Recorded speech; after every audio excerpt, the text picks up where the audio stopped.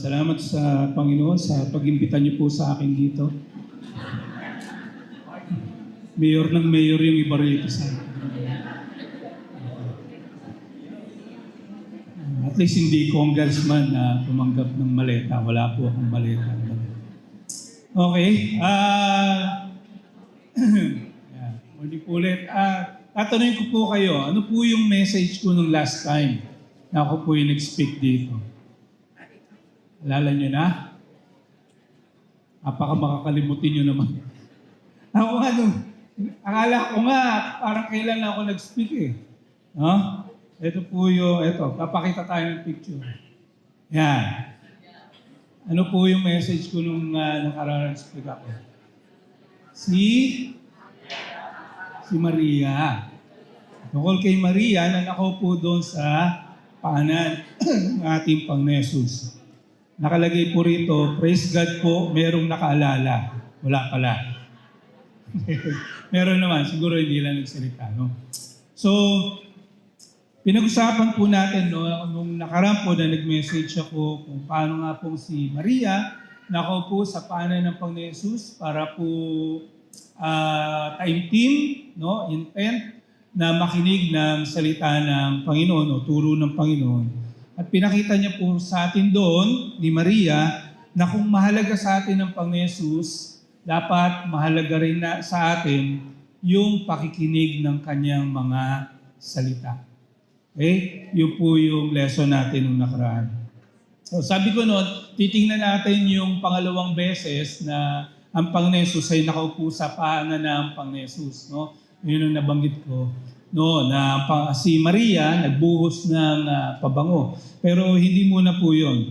Pag-usapan na natin si Marta, no? Pag-usapan na natin baka magtampo eh, no? So basahin po natin yung teksto, Lucas chapter 10, verse 38 hanggang 42. Basahin ko po si Jesus at ang kanyang mga alagad ay nagpatuloy sa kanilang paglalakbay at pumasok sa isang nayon. Malugod silang tinanggap sa tahanan ni Marta at ng kapatid niyang si Maria. Naupo ito sa may paanan ng Panginoon upang makinig sa kanyang itinuturo. Si Marta naman ay abalang-abala sa paghahanda, kaya't lumapit siya kay Jesus at lumaing, Panginoon, baliwala po ba sa inyo na pinababayaan ako ng kapatid kong maghanda ng nagisa?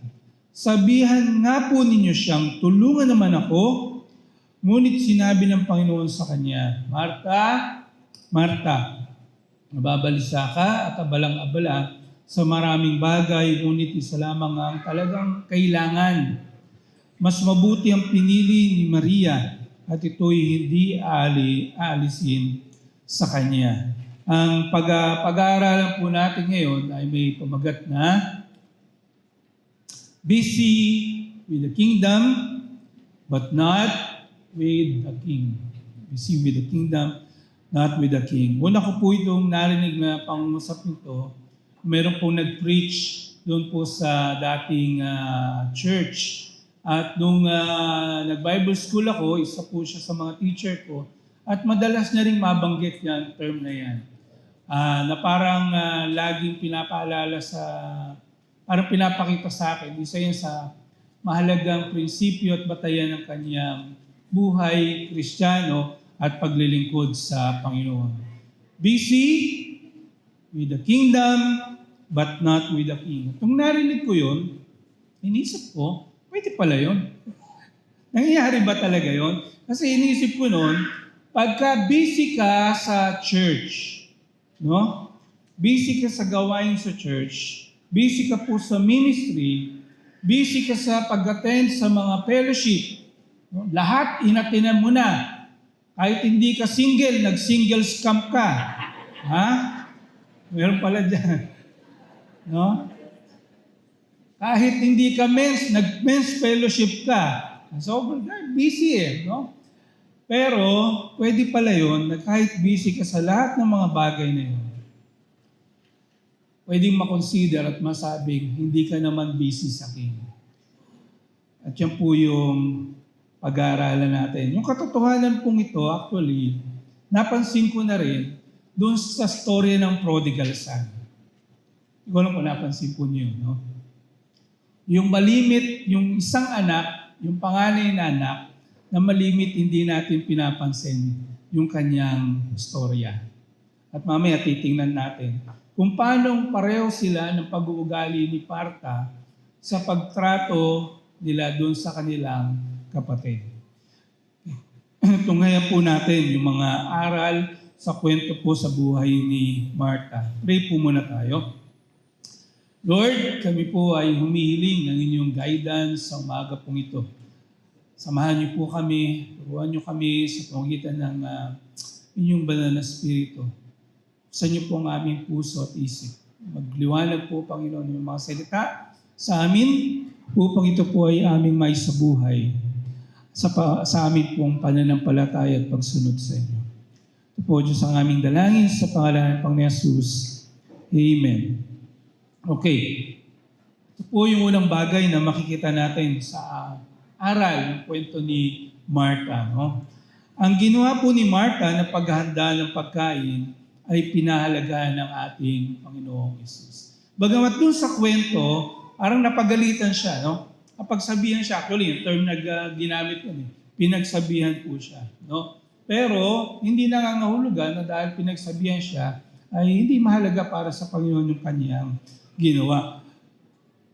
Ang problema, ang pinansin lang ng Panginoon Jesus doon, actually, ay sapagkat sobra-sobra yung kanyang ginawang paghahanda. Dahil sa sobra-sobra yung ganyang ginawang paghahanda, parang ang point doon is, pwede namang isang pagkain lang. Pero parang lumalabas doon sa kwento, ang ginawang paghahanda ni Marta ay masyadong marami. Siguro 3 putahe, 5 putahe, na parang pesta. Ang problema, hindi siya nagkaroon, dahil po sa ginawa niya, hindi siya nagkaroon ng pagkakataong makinig, no, ng salita ng Diyos, ng aral ng ating Panginoong Jesus. So kung isa lang yung prepare niya, ay hindi siya maging mamumroblema at nagkaroon pa siya ng time makinig sa aral ng ating Panginoon Jesus. So pareho pong mahalaga yung ginawa ni Marta at Maria. Okay?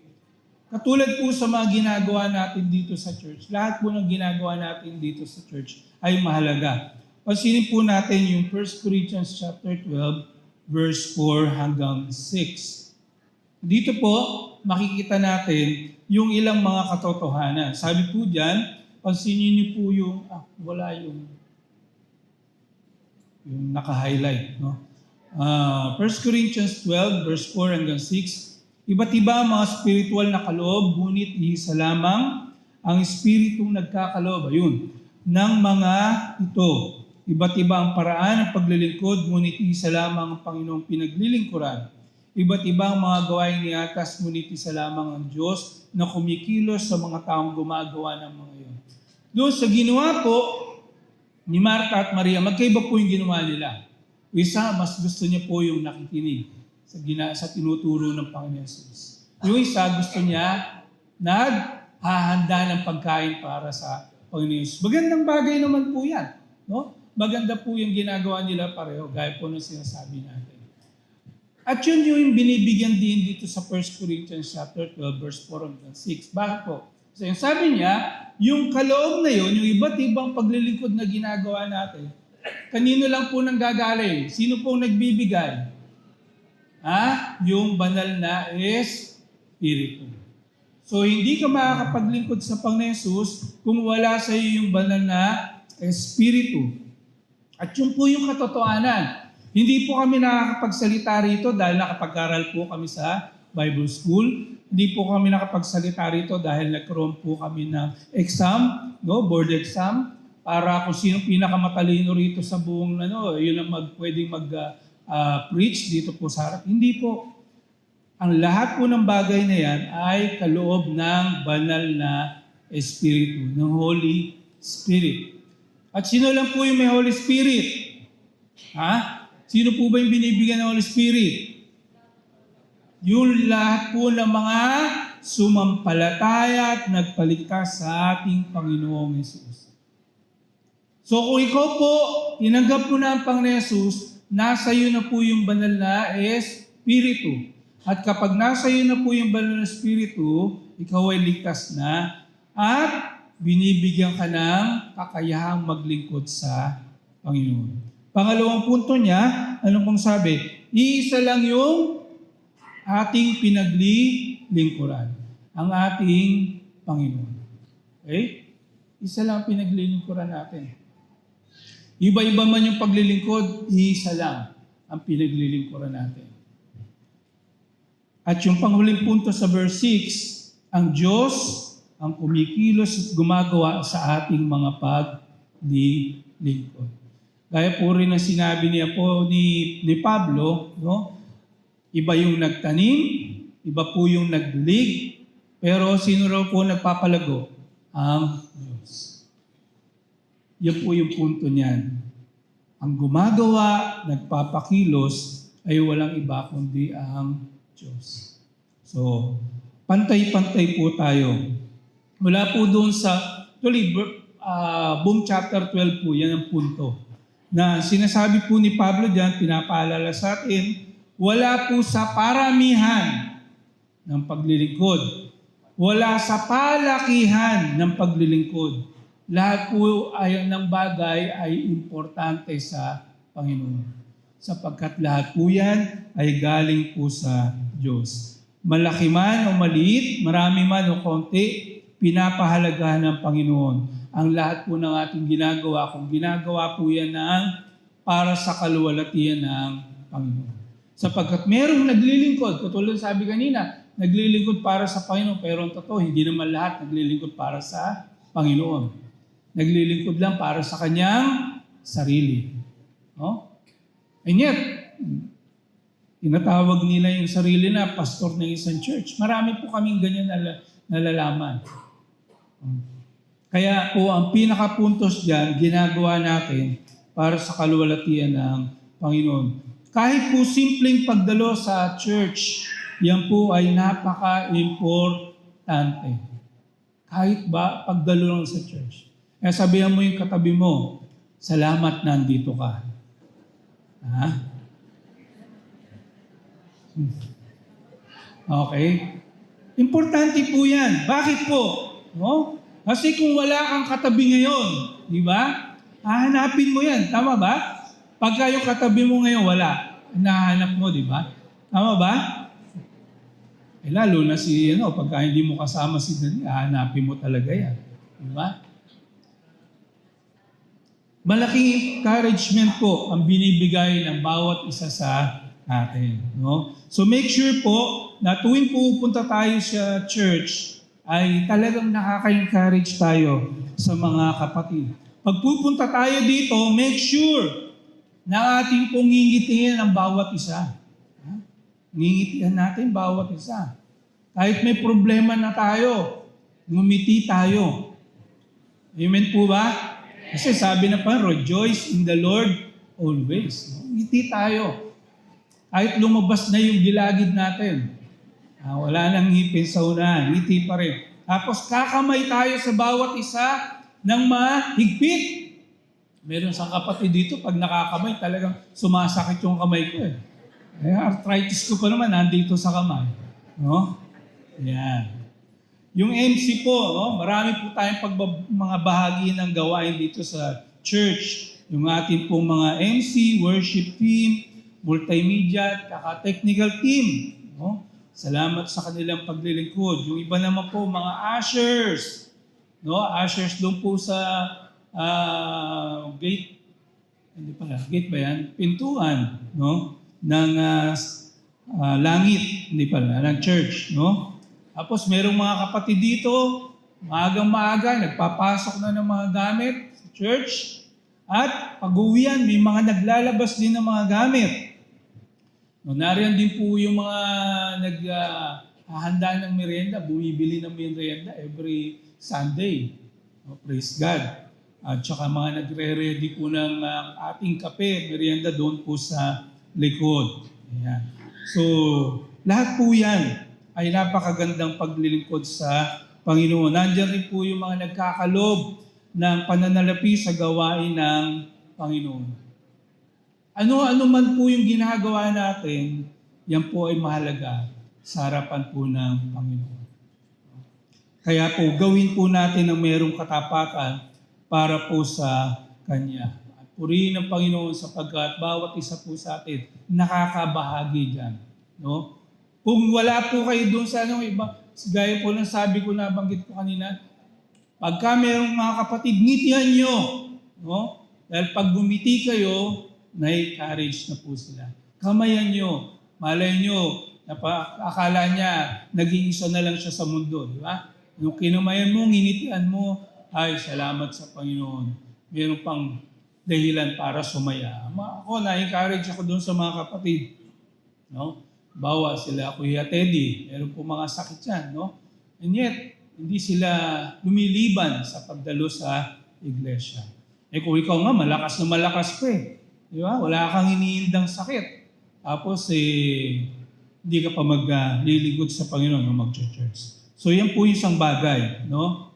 Yung paglilingkod po natin ay pinahalaga ng Panginoon, maliit man o malaki. Pangalawa,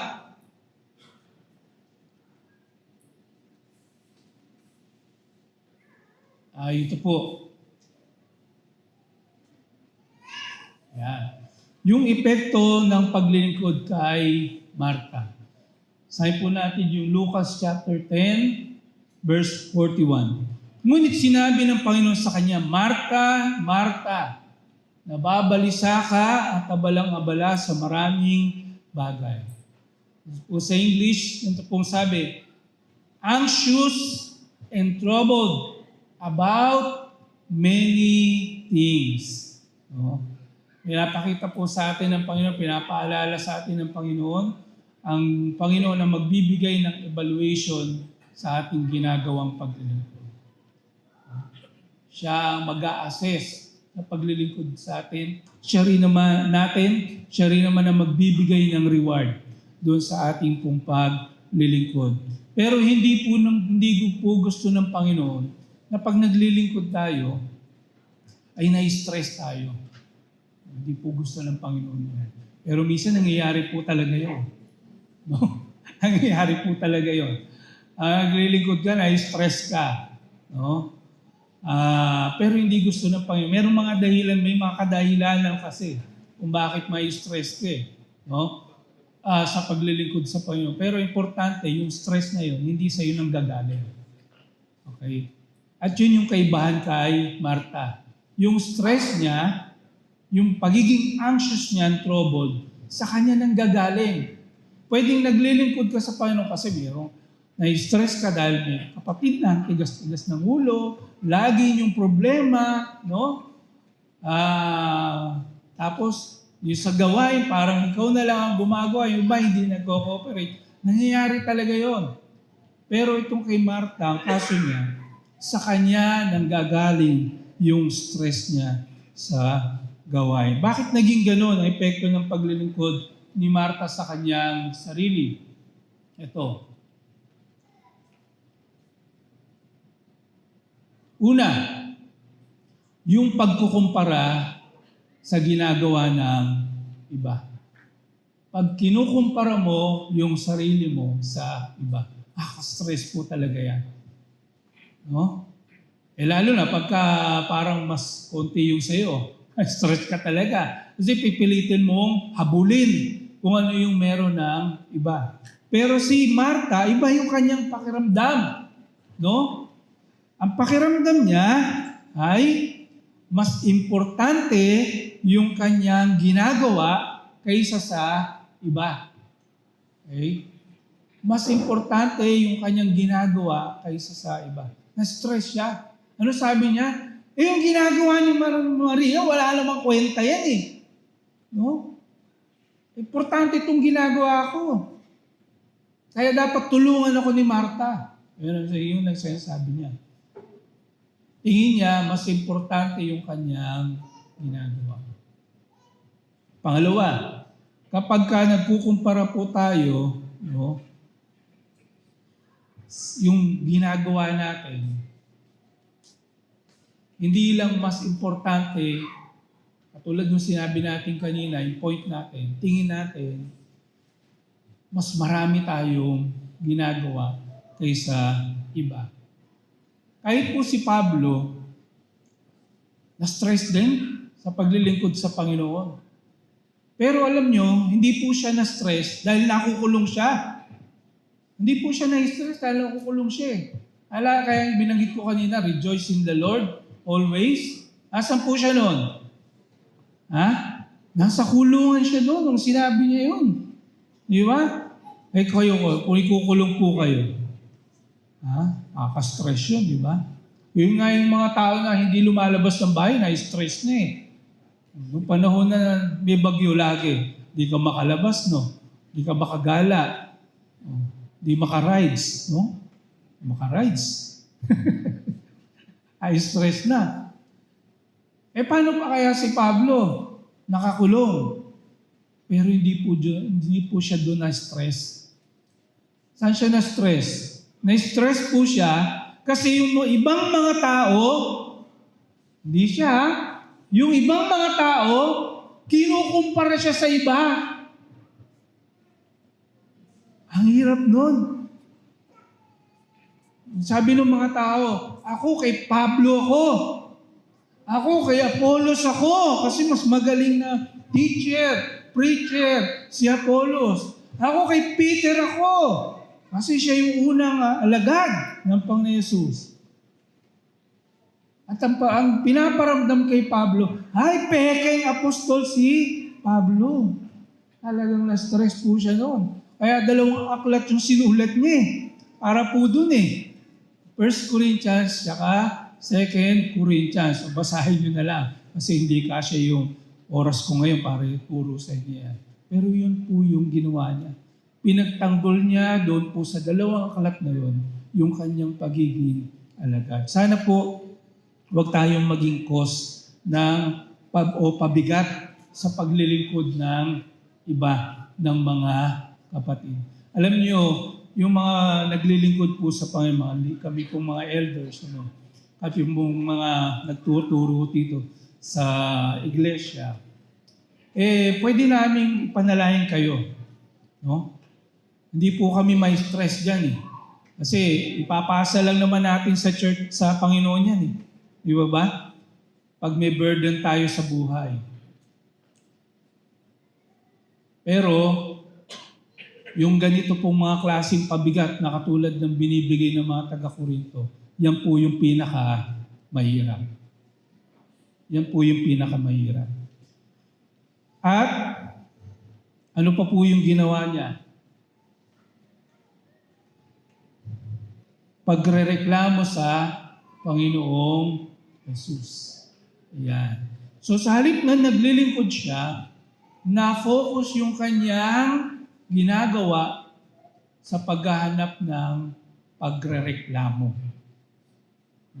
Imbis na magpatuloy na lang siya sa kanyang ginagawa, tapusin niya yung kanyang ginagawang pagluluto, naisip niya, reklamo ko kaya yung kapatid ko sa Panginoon. Pero nung dating, napansin niyo ba?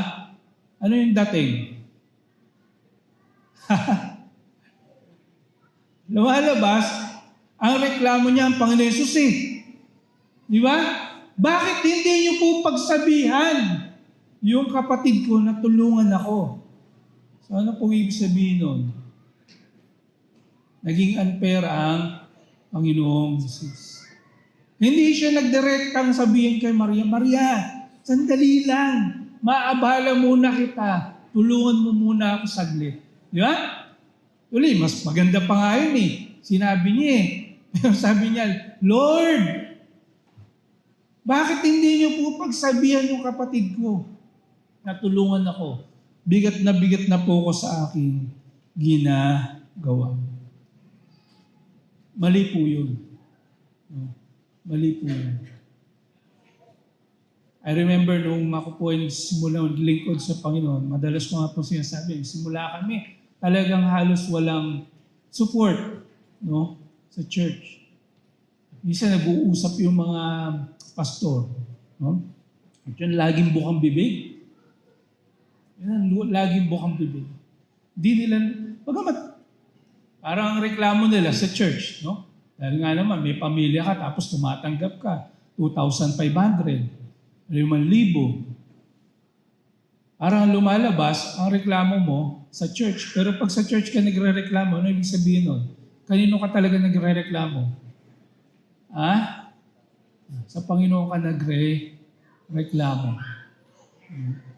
Panginoon ka nagre-reklamo. At yun yung problema. Tandaan natin lahat ng bagay, mayroon pong panahon. May panahon. Ang lahat po ng mga bagay na yan. At huwag nating ipilit yung mga bagay na gusto natin sapagkat ang Diyos, mayroong programa para sa bagay po na yan. Tulad po nung binasa natin sa 1 Corinthians chapter 12, may kanya-kanya po tayong paglilingkod. Huwag rin nating ipilit na kung tayo po ay ganito, marami nang alam, no? Sa salita ng Diyos, huwag nating ipilit, dapat ganun din yung alam ng iba tungkol sa salita ng Panginoon. Maaaring maging ganun, mangyayari yun, pero hindi agad yun mangyayari. Okay? Kahit sa'yo, hindi naman nangyari yun after 1 year. Pwede mangyari yun sa iba, 5 years. Pwede mangyari sa iba yun, 10 years. May kanya-kanya pong panahon. May kanya-kanya pong paglilingkod. Halimbawa, inisipin nyo na lamang po dito sa church, no? Isipin nyo po sa church. Kung lahat tayo po, no, ay okay naman yan, nakikinig tayo sa preaching. Okay, nakikinig. Upo tayo, makikinig na lamang tayo po rito. Tapos walang merienda. Pwede rin yun, no? Pwede rin naman. Pero di ba, maganda, merong nag-volunteer. Parang may nag-volunteer yata, no? Magkaroon tayo ng merienda. Di ba? Okay ba? Ibig sabihin, may nakaisip na maglingkod sa Panginoon na magkaroon ng merienda. In between, pagkatapos ng ating Lord Supper. Okay po ba? Kung hindi, tanggalin na natin. Okay lang? Walang kape? O, kita nyo, ayaw nyo rin. So, okay lang po yan. Tama po yan eh. So yan, hayaan natin sila maglingkod doon. Basta wag lang sila mag-iingay doon. Tama ba? Tahimik naman sila. Bait naman yung mga nandiyan sa likod. Okay. So ganyan po yan. Sapagkat gaya po ng nakita rin natin po doon sa ang tawag dito sa prodigal son, yung panganay, no? Panganay na anak. Tingin niya hindi rin patas yung tatay. Ang tagal-tagal niya naglilingkod. And yet kahit kailan hindi siya binigyan ng kambing. Ang sabi niya doon, kahit maliit man lang kambing, hindi niyo ako binigyan para makapag-celebrate ako. Pero totoo po ba yun? Hindi po. Mali po yung anak. Akala niya, kuripot yung tatay niya. Nakita niya, nung humingi yung bunso, binigay lahat. Nung mamanahin ng bunso. Ano pong sabi nung ama sa kanyang anak? Panganay. Ang lahat nga ng akin, sa'yo na eh. Ibig sabihin, kailangan niya pa bang humingi? Ha? Hindi na niya kailangan humingi. Kukunin niya na lang. Kasi ganun po yun eh. Bilang panganay na anak, no? Siya po ang mayroong authority. Express authority doon sa mga pag-aari ng kanyang tatay. And yet, hindi niya yung pinractice. Hindi niya in-apply.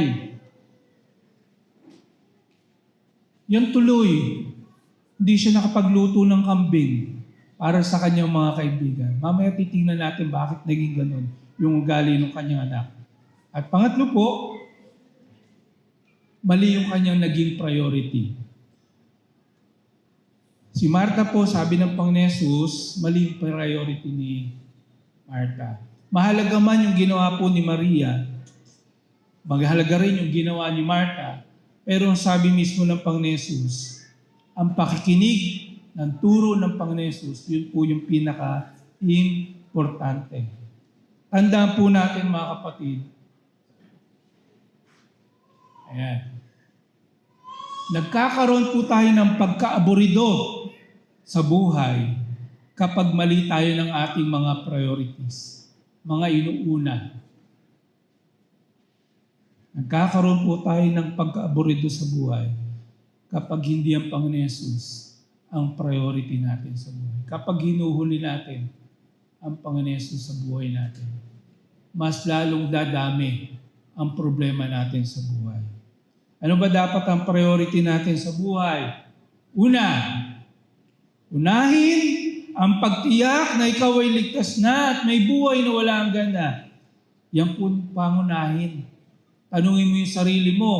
Pwedeng mayaman ka na sa mundong ito, pwedeng mataas na yung pinag-aralan mo, pero ang tanong, ligtas ka na ba? Meron ka na bang buhay na wala hanggan? Yan po sinabi ng Panginoon Yesus sa John chapter 6, verse 27, huwag ang pagkain nasisira ang inyong pagsikapang kamtan. Hindi lang po pagkain yan. Huwag yung mga bagay na nasisira, lumilipas, ang unahin natin sa mundo. Sa halip, ano sabi ng Panginoon Yesus? Kundi, ang pagkain hindi nasisira at nagbibigay ng buhay na wala hanggan. Sino po yan? Jesus po yan. Sapagkat siya po yung tinapay na nagbibigay ng buhay. Ayon po sa John chapter 6. Yan ang ibibigay sa inyo ng anak ng tao sapagkat siya ang binigyan ng Diyos, Ama ng ganitong karapatan. Kaya po sabi ko kanina, unahin natin ang Panginoon Yesus sapagkat siya lamang, kay Jesus lamang natin masusumpungan yung kaligtasan. Unahin po natin at iyakin, ligtas ka na ba, kapatid? Ligtas ka na ba, kaibigan? Meron ka na bang buhay na walang hanggan? Dahil pwede nga, sabi nga ng Panginoon Yesus, maging sa iyo man ang buong mundo, ngunit mapahamak naman ang iyong kaluluwa. Anong pakinabang po niya? Wala yung pakinabang. Walang pakinabang po niya. Pangalawa, na dapat nating unahin sa ating buhay, unahin ang sumunod at maglingkod sa Panginoon Yesus. Ang sabi po yan sa Matthew 6:33, dapat hanapin muna ninyo ang kanyang kaharian at ang kanyang kaluwalhatian, ang kanyang katwiran, at ang lahat ng mga bagay na ito ay pawang idaragdag sa inyo. Unahin natin kung paano maghahari ang ating Panginoon sa ating buhay. Tinanggap mo na ang Panginoon. Okay. Ngayon, siya na ba yung hari ng buhay mo?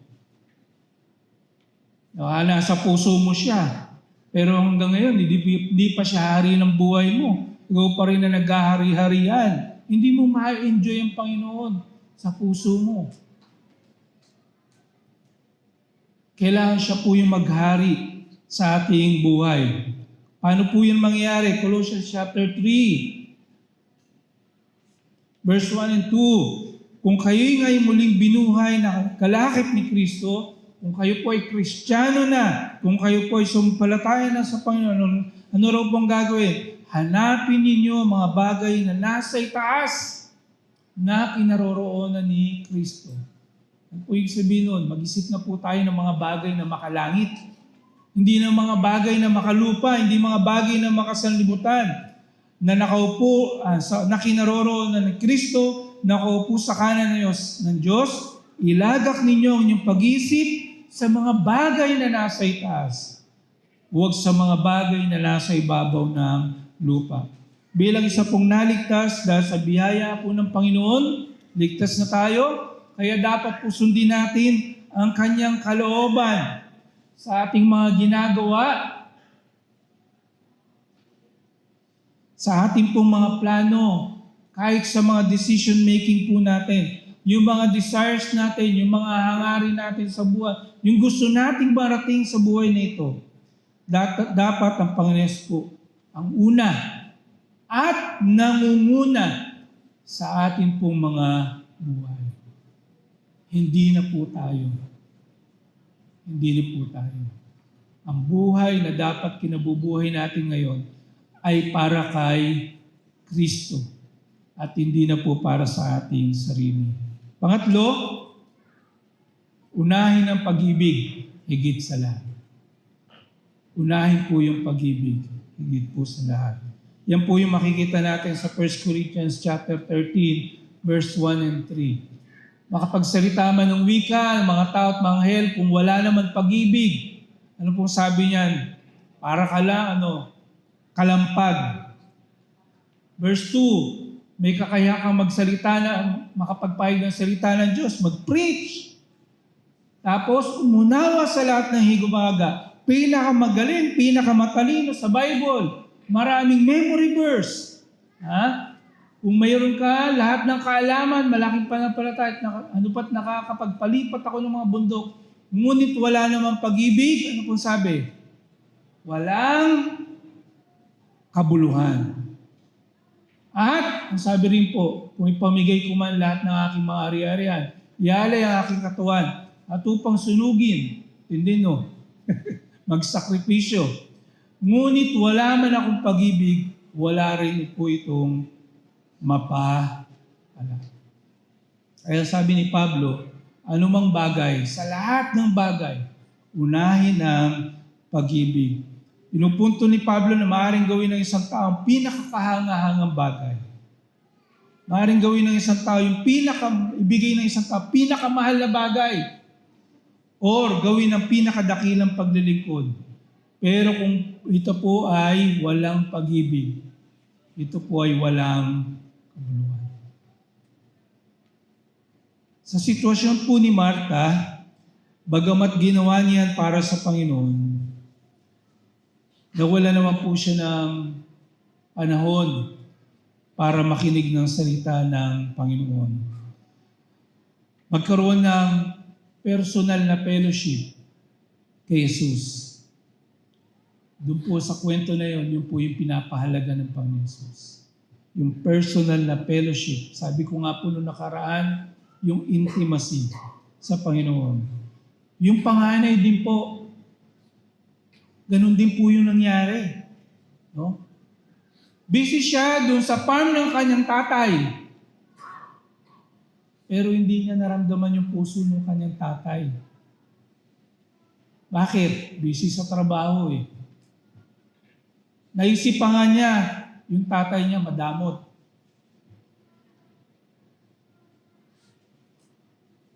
Bakit? Ano sabi niya?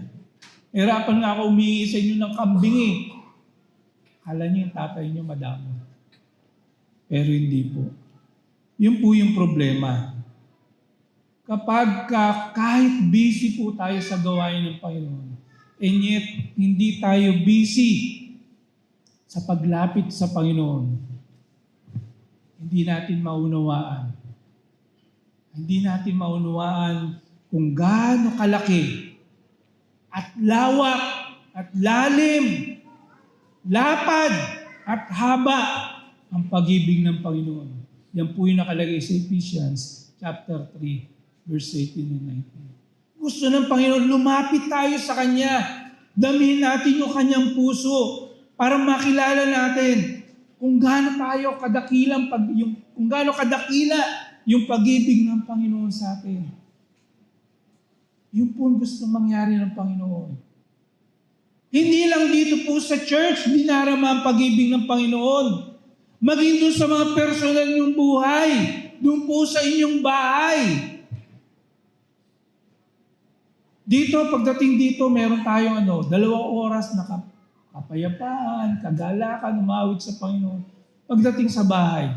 Sino yung pagdating sa bahay dito? Sino yung pagdating sa trabaho rito? Sino dito yung pagdating sa school? Puro problematic. At hindi niya nararamdaman ng Panginoon sa kanyang buhay. Hindi lamang po narito yung presensya ng Panginoon. Presensya ng Panginoon nandun din po sa bahay niyo.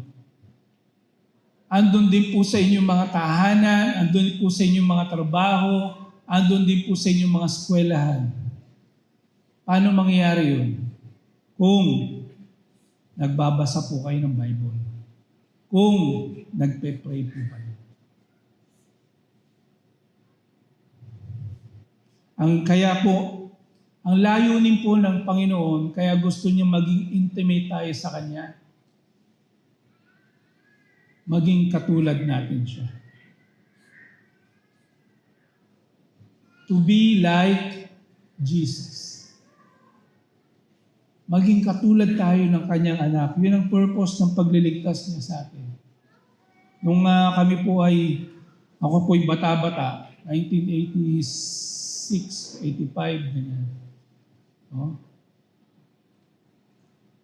Sikat na player no ng basketball si Michael Jackson. Ay, hindi pala. Michael Jordan. No? Kaya bukang bibig ng mga tao noon, to be like Mike. To be like Mike. Hanggang ngayon, naririnig niyo po yan. May pelikula nga akong ganyan. To be like Mike. To be like Michael Jordan. Kaya noon, kami siguro 12 years old ako noon. Naglalagay po ako ng bakal dito sa paa. Bakal. No? Talagang nagpa-practice ako. Kailangan maabot ko yung ring. Makapag-dunk ako. Abot ko yung ring pero hindi ako makapag-dunk. Kasi maliit pa rin ako eh. Elementary, grade 6. No? Pero naabot namin yung ring. Ilang kami noon? Siguro 3, 4. Kaya yung mga college student, nagagalit sa amin. Mas mataas pa kami tumalon sa kanila. Pero hindi ako nakapag-dunk. Isa pang ano ko noon, si Bruce Lee at saka si Jackie Chan. Gusto kong artista noon. Action. Kaya nagpa-practice din ako ng karate. Kaya wag niyo akong baka makatikim kayo sa akin.